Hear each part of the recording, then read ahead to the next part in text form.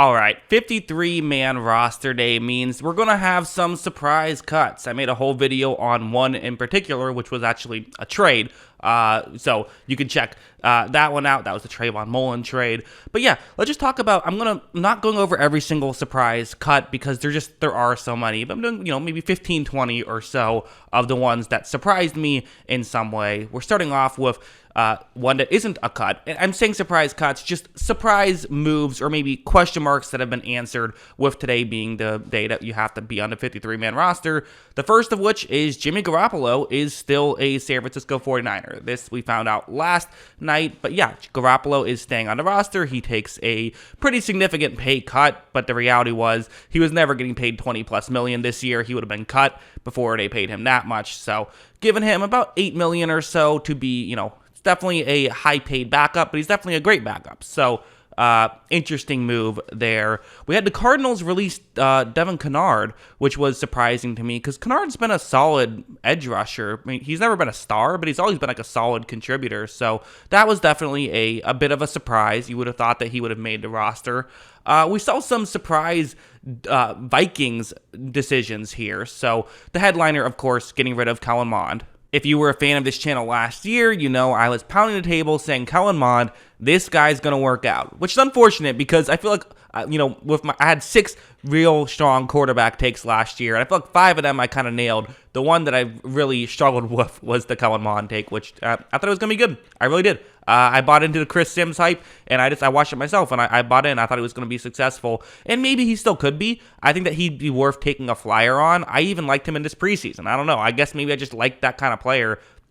I think maybe in an ideal situation, he could be a good guy for if you're one of these teams that doesn't know what your quarterback situation is. Why not add him to the roster? I think that could make sense. I would expect him to get claimed off waivers. They also got rid of Chaz Surratt, who was another third rounder from that draft, which I, kind of a linebacker who I thought had potential. I was surprised to see him go, but maybe this regime just doesn't like the way things were going because they also got rid of Armon Watts, who isn't a star, but a solid interior defensive lineman. So that was a bit surprising. Another one that was a bit surprising, not really surprising, but just, I guess, notable.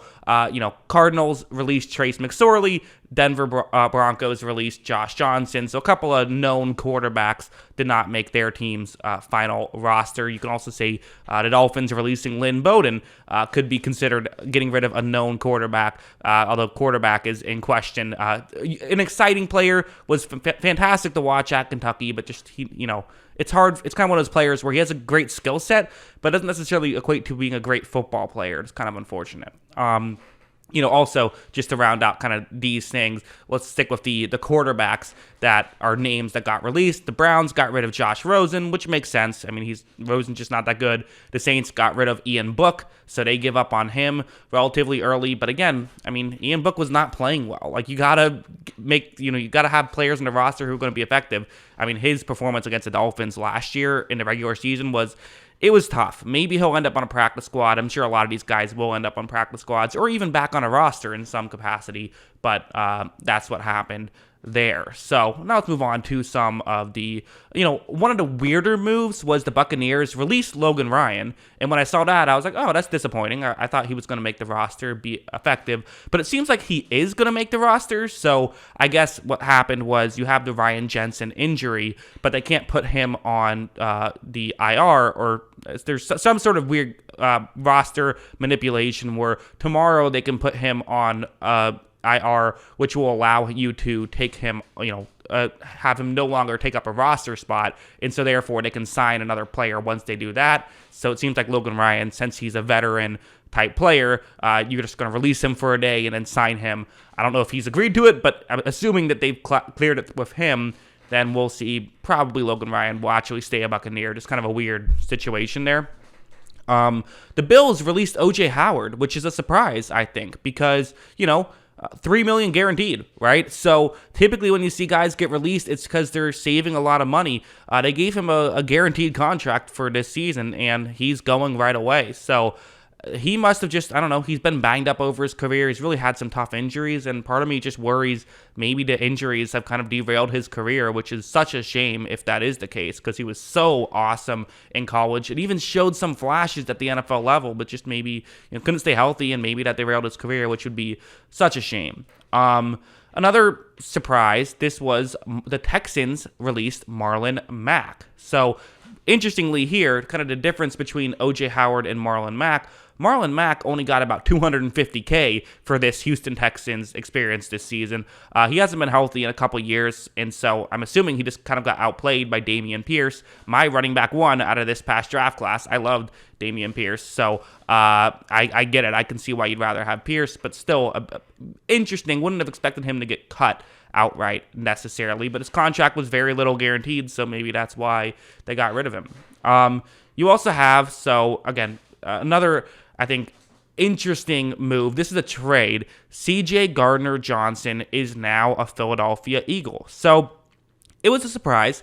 I don't think Gardner Johnson is a star player, but I think he's a good role player who plays his role well. So I was surprised to see him go for really not that much. I mean, so the Saints gave up him and a 7th round pick, and then the Eagles get 4 picks back, but they get 2 5ths and 2 6ths. So kind of one of those like Madden trades, right, where you just give up kind of the least amount of draft capital you can and try to get someone. It kind of feels almost like that in a way. That's kind of what the Eagles did to get Gardner Johnson. I get this trade from both perspectives. I don't love it from the Saints' perspective. I'd rather would have just kept him, to be honest. But, you are at least getting some value back here. I mean, you're getting an addition of 3 draft picks, essentially. You're getting 3 draft picks and moving up on the 4th draft pick for, a guy who is, I think, good, but you also have plenty of depth at that position. But for the Eagles, getting an extra kind of depth guy here, I think it makes sense. So I don't really love that move from the Saints' perspective, but they do have depth, so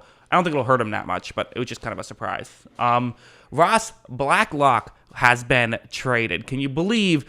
Hard to imagine the Texans without Ross Blacklock. The reason why it's kind of notable, so they trade him to the Vikings for, it was a pick swap, a 6th for a 7th. So again, basically nothing. But the surprise about this move for me is mostly just, not really surprised, but just the notable thing here is it's the end of that horrible DeAndre Hopkins trade. I almost said Deshaun Watson. No, 2 very different players. DeAndre Hopkins trade, different guy who was traded from the Texans. Hopkins traded for a 2nd round pick. That 2nd round pick was used on Ross Blacklock. Now all they get is 6th for a 7th back out of that. In hindsight, maybe would have rather had, not had David Johnson and Ross Blacklock. Would have maybe rather had Hopkins potentially. Trayvon Mullen, I talked about this earlier, goes to the Cardinals for what's essentially going to be either a 7th or a 6th round pick. Just feels like a weird move. I don't get why you make this move because, he's an outside corner for one thing, and I don't know if the Raiders have another guy who can fill that role well, and only getting a very late pick back seems like a weird move from the Raiders. Why do teams keep giving good players to the Cardinals for nothing? I don't understand it, but hey, the Cardinals fans, I'm sure, are not upset about it. Another surprising move, Alex Leatherwood has been put on waivers by the Raiders, which again, that was a definite surprise to me, I think. I think I would have expected, not that to happen, I guess is what I'll say. Because I just felt like, yes, it was a bad year. Yes, he shouldn't have gone in the 1st round. But he's still a solid player. Like, he's still, or a solid prospect, I should say. Like, he wasn't a bad prospect. He should have gone in the 2nd round. He shouldn't have gone in the 5th round, right? Like, there was still some talent there. So getting rid of, if they drafted him when he was supposed to be drafted, this would still be very early to give up on him. So that's kind of why I'm surprised by it. I guess the last thing on the list, Brock Purdy stays for the 49ers. So maybe, it's interesting because they have Garoppolo and you have Trey Lance. Do you need a 3rd quarterback there? Maybe they just like him. I don't know. But those are kind of that's my list of, the most notable transactions that happened today, given the fact that it was a notable day. So yeah, I'm just going to check, if you see me doing this, it's usually me just double checking Twitter to make sure that nothing has happened. So the deadline has come. But, of course, there's going to be moves to happen, right? Because of the fact that you have the 53-man rosters, the cuts have happened. But, someone's going to want to pick up some of these other guys. Let's say someone wants to get Kellen Mond, well, now they have to get rid of someone else. Maybe it'll be a surprise cut there. So, plenty more moves will happen. Probably plenty more moves will happen today. But that's those are the moves that happened before the deadline. We have 53 players on each team now. We're not going to be exactly at the final rosters yet, but we're really getting there. So, some interesting stuff. What did you guys think of all of this? Let me know in the comments below. Always love hearing from you. Of course, as always, thanks for watching.